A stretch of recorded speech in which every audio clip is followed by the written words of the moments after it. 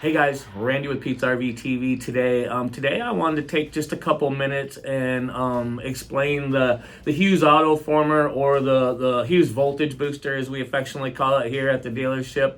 As you guys know, I'm a big fan of Hughes products. Hughes makes incredible products, and they are favored by the Pete's RV dealer group, and I really like them.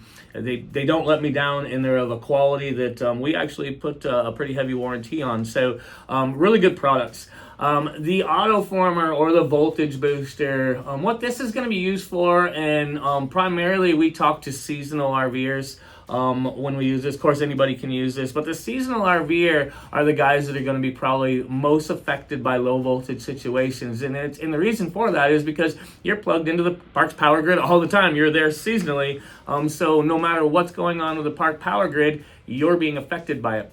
And so today's camper is so much different than the camper that was built 5, 10, 15 years ago. There are so many more electrical devices in today's camper. We're seeing multiple air conditioners, even on 30 amp campers now. Electric fireplaces, dishwashers, electric water heaters are super common, where that used to be pretty rare 10, 15 years ago.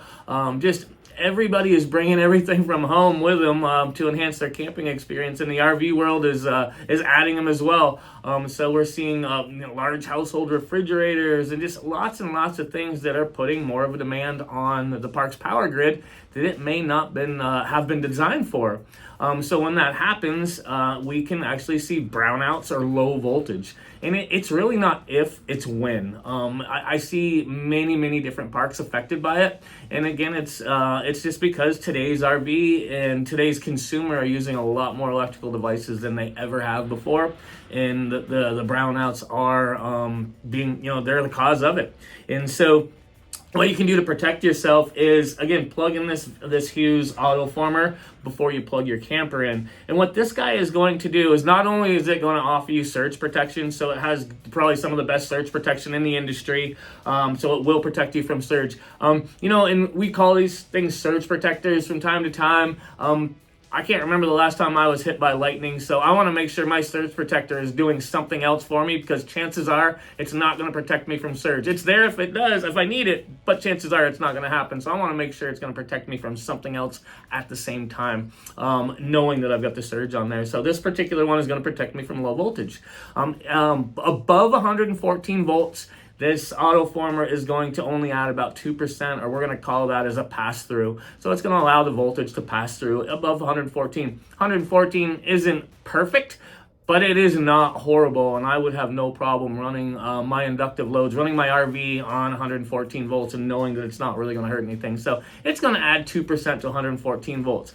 Where it really does its job is anything below 114 volts, it is going to add 10% boost. So the Hughes Watchdog, which is the big brother of this, the other surge protector that Hughes makes, with the EPO, the emergency power off, will actually shut power off to your camper at 103. So 103 volts and below, the Hughes Watchdog will not allow power to pass, because it knows that's low voltage, and it knows it's going to be damaging the internal components in your camper.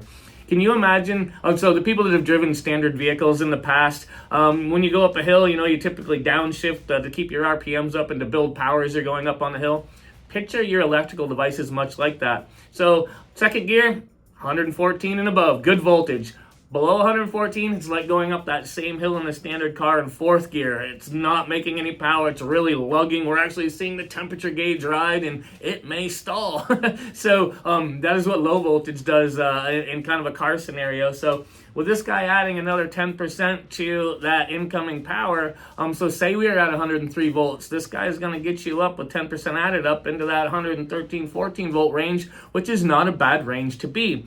It's not perfect, but I am very happy with 114, especially over 103. If you really wanted to do something good and protect yourself from everything, put this in front of a Hughes Watchdog, and that way you're protected from everything that the Hughes Watchdog protects you from, and you'll never see low voltage on the Hughes Watchdog to shut you down, because this is adding 10% power to it. So I just wanted to let you guys know that this incredible product was out there. You seasonal campers, you should really pay attention to this and look into this, because if you're not using something like this, your large ticket items, your expensive inductive loads like your air conditioners and things like that are being damaged on those busy weekends at most RV parks with low voltage situations that we're not looking out for. So rather than buying some air conditioners down the road, why don't we pick up one of these, put it on our power source coming in, and keep us in running good working power so we won't have any problems down the road.